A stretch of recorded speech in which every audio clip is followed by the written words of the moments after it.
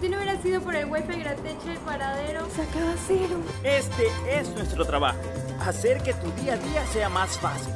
Por eso en ATM somos más que tránsito.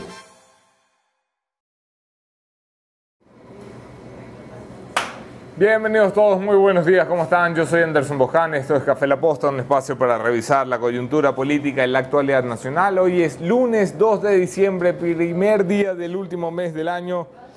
Espero que sea un mes lleno de alegrías para muchos, excepto para los que se han portado mal y que Papá Noel no les traiga nada y que se jodan. Agradecimiento especial a todos los que se conecten ya a la señal de La Posta y a quienes hacen posible que nos encontremos aquí cada mañana. Lo cito de memoria, pero con cariño, la ATM de Guayaquil y el gobierno del Guayas, así como Seguro Sucre, que se une al club de marcas que apoyan el periodismo independiente.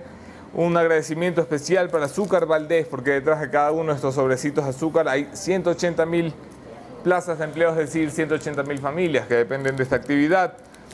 Abrazo para Six Rentacar, que permite que el equipo de La Posta se movilice con comodidad y seguridad por las ciudades de Quito y Guayaquil, y por supuesto para Melate, que es nuestra casa en la ciudad capital. Cumplida la cuota comercial, hacemos una rápida revisión de los hechos. Esto es En Caliente.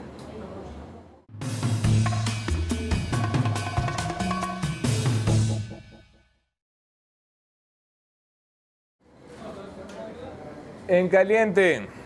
Diario Expreso publicó este fin de semana una interesantísima entrevista a Yacu Pérez Guartambel, prefecto de la SUAY, uno de los líderes del movimiento indígena, bajo la mira por su actitud en la última jornada de manifestaciones de octubre pasado. Me parece que es Alfonso Elván quien realiza la entrevista luego de haber publicado una investigación del Expreso sobre los gastos tributarios, las presentaciones tributarias, los pagos de impuestos a la renta que hacen los líderes del movimiento indígena y sus ingresos y participaciones en el mundo del sector privado. El prefecto Yacu Pérez defiende no solo que se mandó a bajar el sueldo como es de conocimiento público, sino que esa es su única vía de ingreso, que su participación en las empresas es únicamente como representante de la prefectura de la SUAY, y que su declaración de impuestos sale lo que sale, pues porque está debajo de la base imponible. Así que nada, por ahí van las cosas. Entrevista también publicaba el Diario Expreso a Pablo Ocelli, Contralor General del Estado, donde abordaban básicamente las últimas publicaciones de Cristian Zurita y Fernando Villavicencio, que lo acusan de haber desvanecido 112 millones de dólares en glosas a la Telefónica Claro. El señor Contralor asegura que desvanecimientos nada, que hay un procedimiento muy regular que ha explicado con detenimiento en la entrevista. Los invito a leerla, la realiza Marieta Campaña, mi colega del Expreso.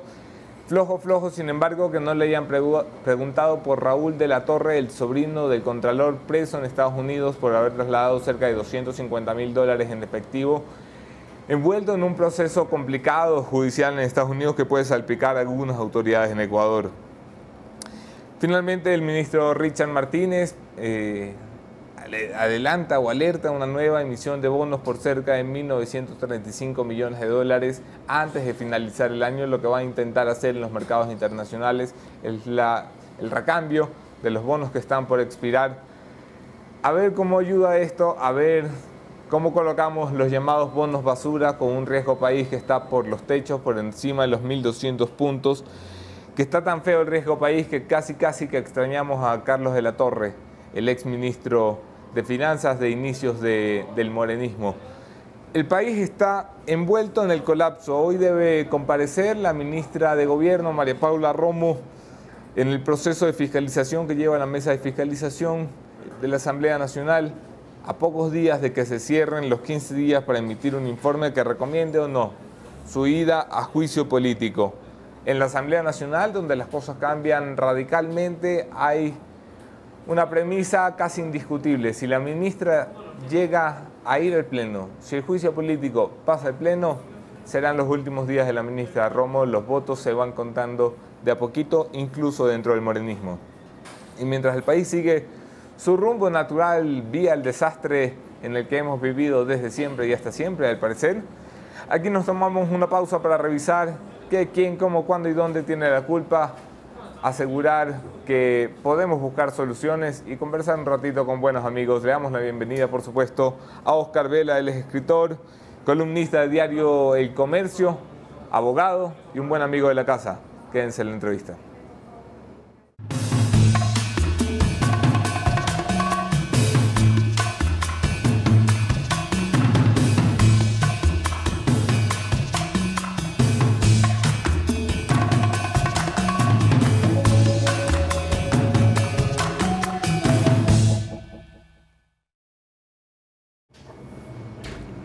Yo soy Anderson Bojana en todas las redes, podemos seguir allí la conversación, los invito a compartir nuestros contenidos. Si lo comparten, los quiero más que si no los comparten. Bienvenido, Oscar Vela. ¿Cómo estás, hermano? ¿Cómo estás? Muchas gracias por la invitación. ¿Cómo van las cosas? Ahí, oye, saliendo adelante, con muchos temas, pero bien. Populismo mafioso, publicabas este fin de semana en Diario El Comercio tu más reciente columna de opinión. ¿Así de feo? Así de feo, claro, por supuesto. Esa es la tónica, esa creo yo que es la, como yo decía ahí, la pandemia de estos tiempos, y no solo en el Ecuador, sino en la región. Inclusive se sale un poquito de la región hacia otros lugares, pero sobre todo acá. Para mí está claramente figurada allí, definida, dibujada allí, esta nueva forma de hacer política, buscando siempre el beneficio personal de estos grupos mafiosos, claramente mafiosos, alrededor del dinero, del poder, por supuesto, de la injerencia que tiene el poder y el dinero, y creando estos partidos, estos movimientos, estas pseudo revoluciones de coyuntura, que son precisamente lo que hacen unas pequeñas mafias que buscan apoderarse del país, y además que lo han venido haciendo desde hace rato. Con la caída del cura Tuárez, que recordarás, saltó a la palestra vestido de clergyman, mostrándose como un representante de la iglesia, aunque luego se desvinculó de esta, un tipo que había sido capaz de mentirle a la fe de la iglesia y faltarle a los votos de pobreza que asumen los suyos, y que también le faltó la fe pública, escondiendo en su declaración de bienes y patrimonio y bienes que sí tenía. Pues a la final no solo ha resultado un meme con patas o un populista en potencia, ha resultado también un mafioso, un tipo que hemos escuchado en audios publicados por distintos medios, negociado cargos en 4 milloncitos con la gracia y el perdón de Dios. Y esto era la nueva clase política que nos prometía el correísmo. No significa que solo en el correísmo hay populismo mafioso, pero significa que estos son los más evidentes. ¿No te da miedo con casos como este, cuando en las encuestas empieza a asomar como favorito el señor ninguno, no sé? Sí, a ver, es absolutamente claro que lo más burdo de este populismo mafioso llegó con el correísmo. Lo más claro, lo más desagradable también. Creo que nunca llegamos, creo yo, a momentos, a tal nivel de corrupción en todas las esferas, además, en todas las instancias. El cura Tuárez es solamente una de sus fichas, nada más. Además, una ficha pequeña, ¿no? Es un alfil, menos un peón. Es el peón, nada más. Uno de los probablemente cientos de peones que deambularon por allí. Y sí es preocupante lo que se viene, evidentemente. El populismo cala, el populismo siembra en las bases más populares, las que menos acceso tienen a la cultura y a la educación probablemente, y ahí hay gran parte de vínculo con los niveles pobrísimos que tenemos nosotros de educación y cultura. Y me preocupa lo que va a pasar. Me preocupa el siguiente año, la primera parte, que el primer semestre, digamos, porque el segundo semestre ya es un semestre electoral. Ya es el semestre de ida, dice. Exactamente. Y en el semestre electoral yo espero que no tengamos más sobresaltos. Me preocupan los sobresaltos que pudieran llegarnos en el primer semestre, que se repitan hechos como los que acabamos de vivir en octubre, ¿no? Eso me preocupa. Y con miras a las elecciones, evidentemente el panorama es bastante gris, te diría hoy día, ¿no? Bastante gris. ¿Hay algo en la genética ecuatoriana y latinoamericana que nos haga tener gusto por el populismo? ¿Hay algo de revanchismo en nuestras clases medias, porque no solo son las clases populares, los presidentes lo ponen las clases medias con mucha frecuencia. ¿Hay revancha en nuestra clase media? Creo que hay mucho de revanchismo, hay mucho de vindicta, de buscar, en definitiva, de salir de esa... de ese complejo que hemos tenido perenne, para buscar siempre al que está un poco más arriba, y a ese hay que jalarle, ¿no? A ese hay que tirarle abajo. Creo que es un mal muy nuestro, muy latino en general, muy ecuatoriano en particular. Y esto se nota, ¿no? Pero evidentemente todo esto va de la mano con el nivel cultural, con el nivel educativo de la gente. Todo va de la mano.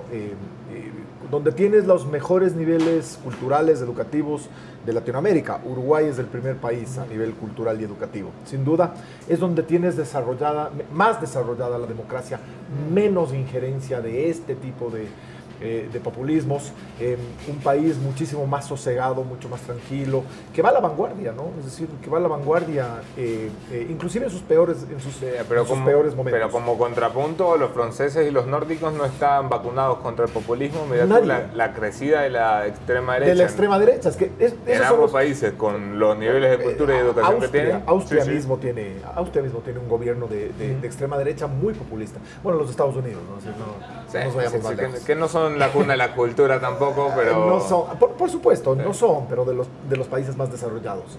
Y tienes el mismo fenómeno. ¿Sí? Pero creo que ese fenómeno evidentemente se agrava en nuestro continente con la presencia de estos focos, de estos tumores que hemos tenido desde el chavismo, recientemente, digamos, los más recientes, desde el chavismo, madurismo y compañía. ¿Cuándo fue que se jodió la cosa? Porque cuando uno mira atrás y dice, bueno... Revisa la historia de este país, que me ha tocado revisarla a menudo con los patriarcas de la componenda y el viejo Congreso del Reparto. Tú dices, viejo, ves los discursos de esta gente y era gente, o sea, era gente que se había ganado. O sea, podrían ser corruptos o no a la salida, pero a la entrada se habían ganado la curul. ¿Cuándo fue que se jodió? O sea, ¿cuándo dejamos de tener representantes de verdad en el Parlamento, que es por donde se mueve la política? Yo te diría que... termina, digamos, tuvimos una buena época. A ver, ninguna época ha sido maravillosa. Hemos tenido momentos menos malos. Esa ha sido nuestra realidad. Momentos, te diría, en los que la democracia se consolidó de alguna forma, aunque siempre con la inestabilidad. Pero yo te diría que a raíz del gobierno de Sixto Durán Ballén en adelante, digamos, esa inestabilidad política que sucedió al gobierno de Durán Ballén, y eso de tener un presidente de 6 meses y otro de un día, y el otro de 2 años, y el otro... Y yo creo que eso fue lo que terminó desbaratando la institucionalidad.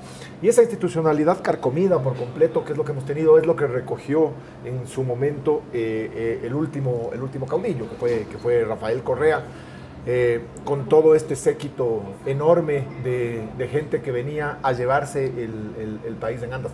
Y además a perennizarse, ¿no? Sobre todo a tener el poder y a no soltarlo en 20 o 30 años, que esa era su máxima aspiración. Y que por fortuna no lo lograron. Para mí esos son los dos lapsos claros. A raíz de Durán Ballén y hasta hoy ha sido muy difícil volver a rearmar este país, a reconstruirlo y a poner sobre todo cimientos sólidos, a poder solidificar esos cimientos que fueron tan carcomidos durante tantos años, ¿no? Son varias décadas. Pero esto es porque la gente que vale la pena no se quiere meter a política, porque la gente que no vale la pena es imán de votos, o porque la gente que vota simplemente no le importa quién vaya.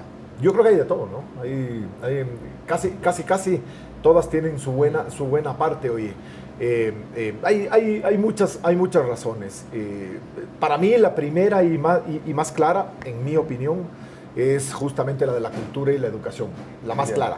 Sin embargo, hay muchísimas otras razones. La gente efectivamente no entra a la política. Es decir, en una gama de candidatos posibles que tenemos hoy, yo veo 3 o 4 alternativas más o menos serias, sin que me guste ninguna probablemente, pero más o menos serias. El resto son apuestas de estos candidatos que van a ver qué logran pescar, a ver si son los famosos outsiders, como sucedió ahora en las elecciones de medio, y ahí están los resultados, ¿no? Eso fue lo que terminó pasando. La dispersión del voto consigue que tengamos alcaldes, prefectos, etcétera, en general a lo largo del país con votaciones del 20-25%. Es muy probable que nos termine pasando lo mismo. Es seguro que nos va a terminar pasando lo mismo. Tendremos 20 candidatos a la presidencia de la República. Probablemente 3 opcionados, ¿no es cierto? Más o menos. Claro, porque además es un lindo negocio ser candidato perdedor. Sí, claro. Si eres un don nadie, no tienes ninguna esperanza de triunfar en la vida y te dicen, venga mijito, vaya a darse una vuelta de popularidad, vaya que lo entrevisten y le entrego $1.800.000 para que usted lo ponga en pauta en los medios de su confianza, lindo. Por supuesto, es que termina siendo un negocio personal, ¿no es cierto? Sales en televisión, te entrevistan, tu nombre tiene ya un rostro asociado a la gente te comienza a conocer y bueno, y a lo mejor comienzas a hacer una carrera política que arranca probablemente por allí. Y no se dan cuenta del daño que hacen, ¿no? Yo creo que la destrucción, bueno, evidentemente todo esto fue muy bien planificado, la destrucción de los partidos políticos tradicionales. Sí, se pensó. Todo tenía un sentido y el resultado es el que estamos viviendo ahora y el que vamos a vivir a continuación el año siguiente. El gobierno de Moreno se ha salvado porque los astros no estaban alineados para que cayera, pese a que parecía que hacían todos los esfuerzos para caerse ellos solitos.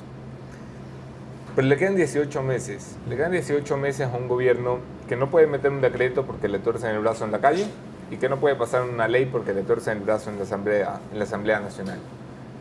¿Qué hacemos con un gobierno así 18 meses, Oscar?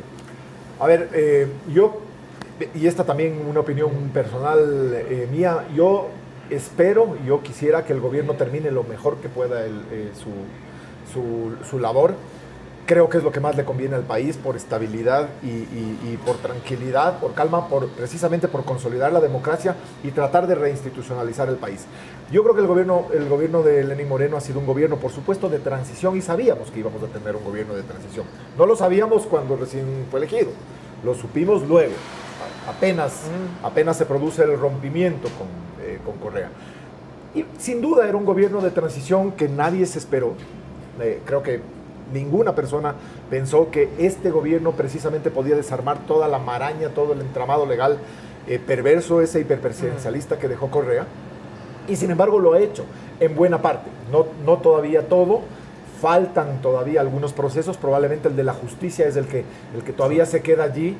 Uno de los más delicados, pero también de los más difíciles, de los más complejos.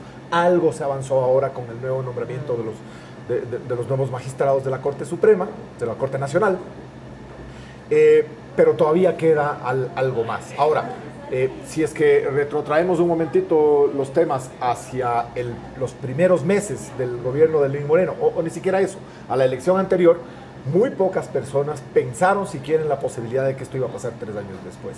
Y que estaríamos hablando de que al parecer se está terminando de desarmar toda esa estructura que pensamos que nos iba a durar 30 o 40 años. Casi nadie.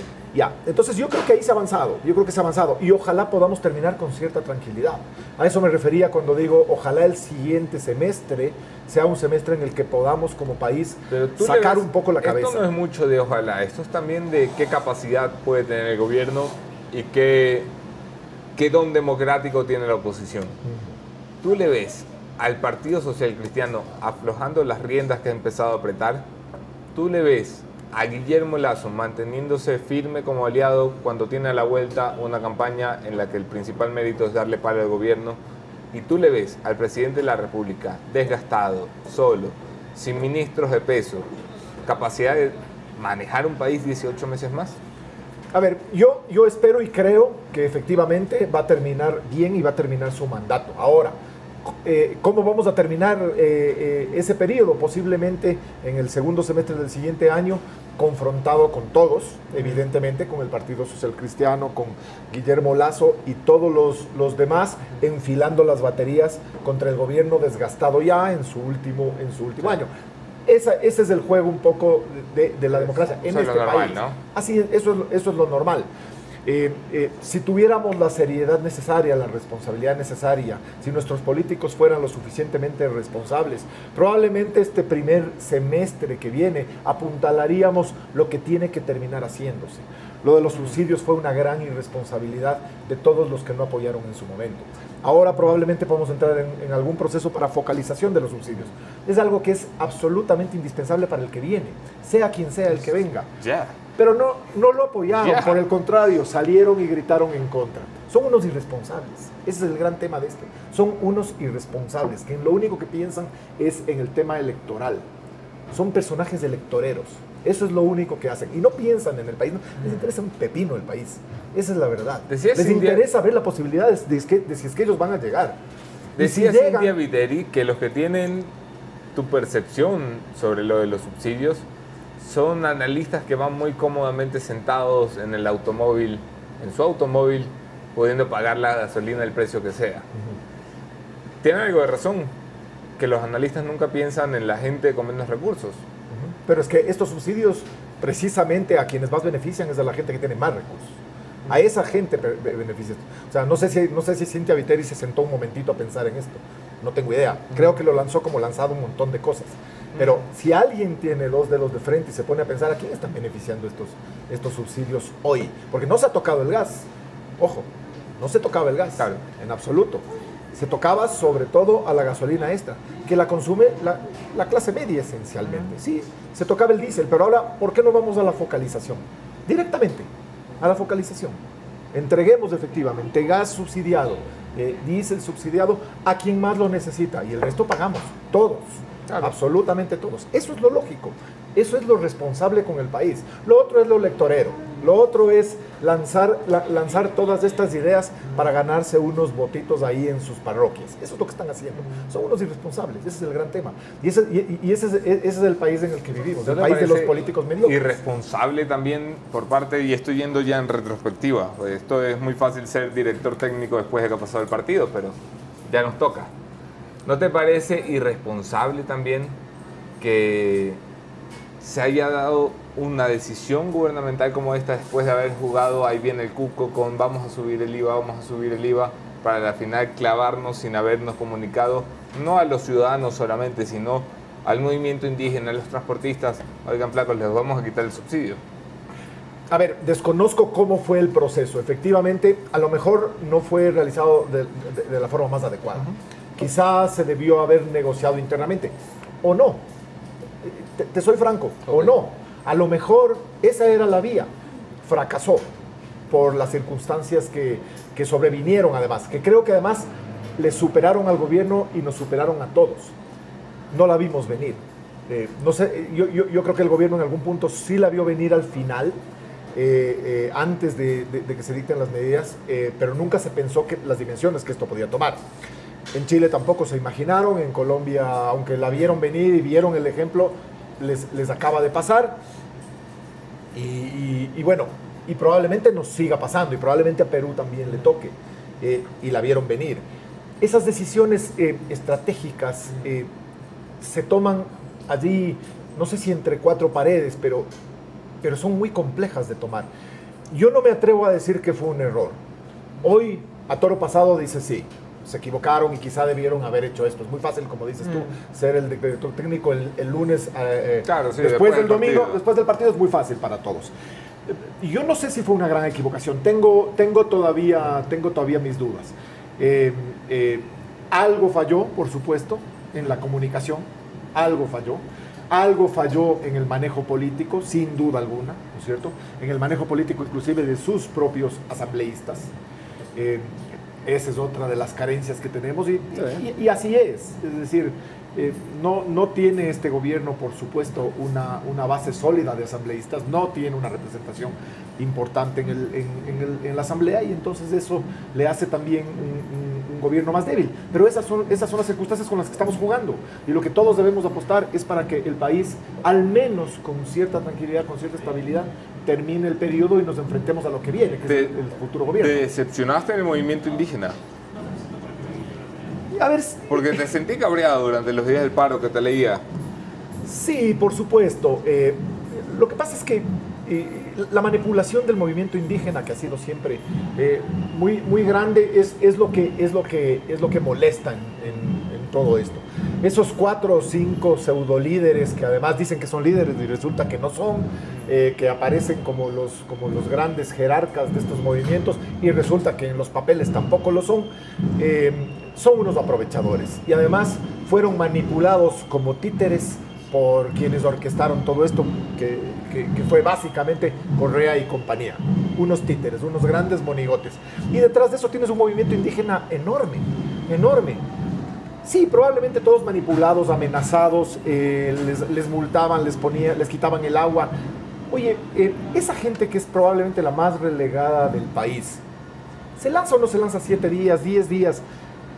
Porque le dicen que efectivamente le van a subir el combustible para el tractorcito. Ellos no tienen el tractorcito. Nadie de ellos tiene un tractorcito. Muy poquitos son los que tienen el tractorcito. Capaz que el señor Issa tiene el tractorcito. Un tractorcito cuesta muchísimos miles de dólares.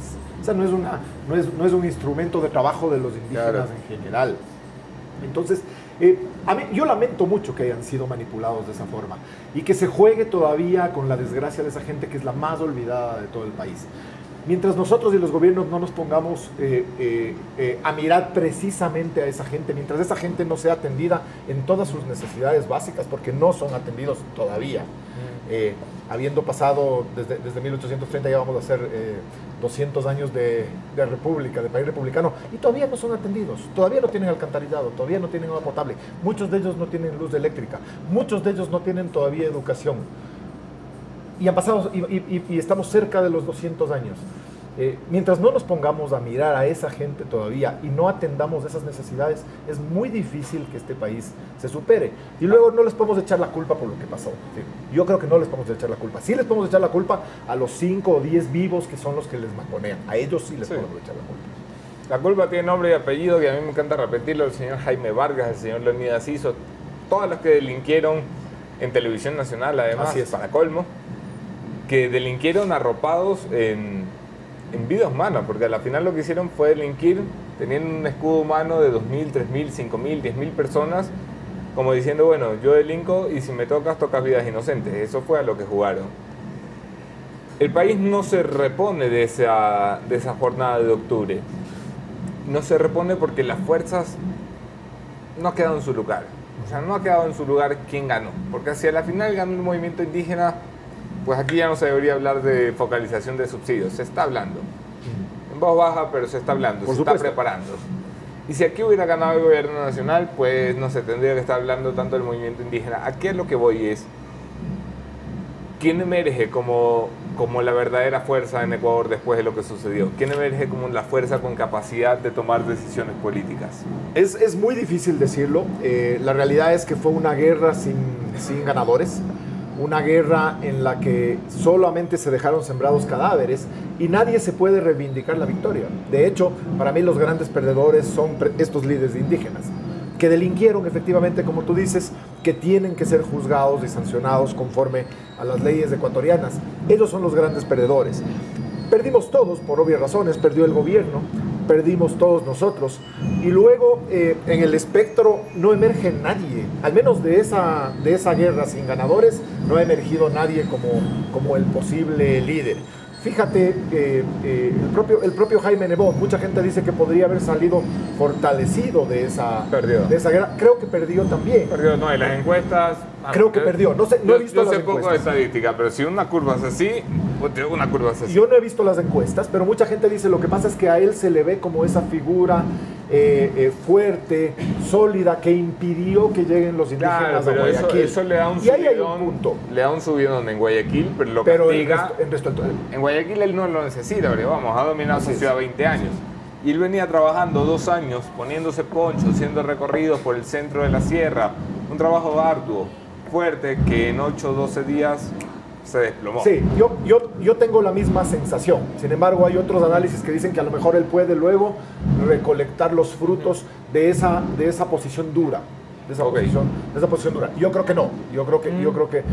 Y los otros fueron absolutamente secundarios, más bien actores de barricada. Lamentable la posición de muchos de ellos. Entonces, no hay un gran ganador. Correa en sí mismo también es el gran perdedor de todo este proceso, el golpista por excelencia, con todos sus adláteres hoy perseguidos y en los tejados. ¿Quién es el ganador? Nadie. ¿El outsider te suena? Ninguno, como tú dices, ninguno y no sé. Esos son los grandes ganadores todavía. Y el outsider es que no sabemos quién es el outsider. Yo aspiraría a que el outsider sea un tipo serio, un tipo responsable. Claro, pero es que el outsider puede salir un Bolsonaro, cualquiera, un Correita. Cualquiera. Y además corremos también ese riesgo. Un populista de extrema derecha o de extrema izquierda. Es que corremos también ese riesgo porque cuando las circunstancias de los países evidentemente han estado en el un extremo, luego el péndulo te lleva hacia el otro. Y eso es lo que pasó en el Brasil. Y corremos el riesgo de tener efectivamente un Bolsonaro, además probablemente con posibilidades. Un tipo con esa radicalidad que venga y desarme de una vez y patee el tablero. Sí. Es muy probable que pase. También corres el riesgo, por supuesto, del candidato correísta, sea quien sea, o de esa línea, digamos. Y luego en la mitad están todos. Además que todos quieren ser presidentes. Claro. Aquí hay como 16 millones probablemente que quieren ser presidentes y además que creen que son presidenciables. Y entonces entre todos esos tendremos probablemente 25, 30, yo no sé cuántos candidatos tendremos, que va a ser la desgracia nuestra una vez más. Es una locura. La justicia ha reaccionado después del paro nacional, tomando a sus primeros prisioneros, metiéndolos en proceso de justicia. Otros se refugiaron en la embajada mexicana, pero te cito el caso Paola Pavón, Virgilio Hernández. Acusación de delito de rebelión, financiamiento de grupos irregulares para alterar la paz del Estado y el orden constituido. ¿Te suena creíble? Sí. ¿Sí? A mí sí, claramente, sin duda alguna. A mí sí, me suena creíble. Probablemente hay otros delitos, por supuesto, colateral. Creo que hay otros delitos, no solo en ellos, sino en muchos otros. La justicia creo que ha reaccionado como hoy puede hacerlo. Es decir, todavía tenemos un sistema judicial afectado por lo que fue la década de Correa. Un sistema judicial comprometido por esas figuras de esa época que todavía siguen enquistadas allí. Tenemos un montón de ejemplos. Ahora se intenta depurar esa justicia. Ojalá lo logremos, ojalá tengamos. Pero la justicia todavía sigue siendo lenta. Esa es gran parte del problema que tenemos. En especial, sobre todo por la falta de jueces, por número de jueces, por número de cortes, por número de juzgados. Sí, de fiscales, hombre. Que eso atora mucho el sistema judicial, de fiscales, por supuesto. Entonces, yo creo que ha reaccionado como debía haber reaccionado. Quizá quisiéramos que estén muchos más juzgados y muchos más ya en proceso de juzgamiento, pero creo que los tiempos son adecuados a lo que tenemos hoy, a lo que existe hoy en el aparato judicial, y eso es lo que se trata este momento de arreglar, de solucionar, de depurar luego de todos esos 10 años. Se vendrán sin duda más procesos y esperemos que hoy, digamos, con los que se ha iniciado, al menos esto quede de alguna forma juzgado y sancionado, ¿no? Todo este proceso de octubre. Puntos suspensivos en la conversación sobre la actualidad nacional. Quiero aprovechar los últimos minutos de la conversación con Oscar Vela para hablar dos cosas que me parecen importantes, de las que tú sabes mucho. El caso de Nelson Serrano, el ecuatoriano que hace ya, casi 20 años fue secuestrado del Ecuador por fuerzas o representantes de la inteligencia norteamericana, pues acusado de un homicidio y condenado a estar desde entonces en el corredor de la muerte con su vida en peligro. ¿Cómo va eso? Te lo pregunto porque tú eres parte de su defensa para quienes no han ido siguiendo el caso. A ver, va bien, hemos tenido buenas noticias los últimos días. Hay una última decisión de la Comisión Interamericana de Derechos Humanos, ya una decisión enfilada directamente contra los Estados Unidos, contra el gobierno de los Estados Unidos. Una decisión muy importante para el caso de Nelson, más allá de que los Estados Unidos normalmente en este tipo de procesos se han pasado por el forro siempre las decisiones de la Corte, pero evidentemente para el caso de Nelson esto es muy fuerte. Le han condenado, vamos a poner esa palabra, no es una condena como tal, pero le han sancionado y le han hecho varias recomendaciones la Comisión Interamericana de Derechos Humanos a los Estados Unidos. Entre otras cosas, la primera es que se recomienda que se debería conmutar la pena a Nelson Serrano y liberarlo. Se le recomienda que a Nelson Serrano se le inicie un juicio justo. Se concluye que el juicio de Nelson Serrano no fue un juicio justo, evidentemente, que estuvo lleno de vicios. se le recomienda que se le inicie ese proceso. Se les recomienda reparación de daños por todos los daños ocasionados a Nelson Serrano. Desde el secuestro en el Ecuador, que es cuando lo atrapan y se lo llevan a los Estados Unidos, tú ya sabes las circunstancias, Sí. y la gente recuerda algo de las circunstancias.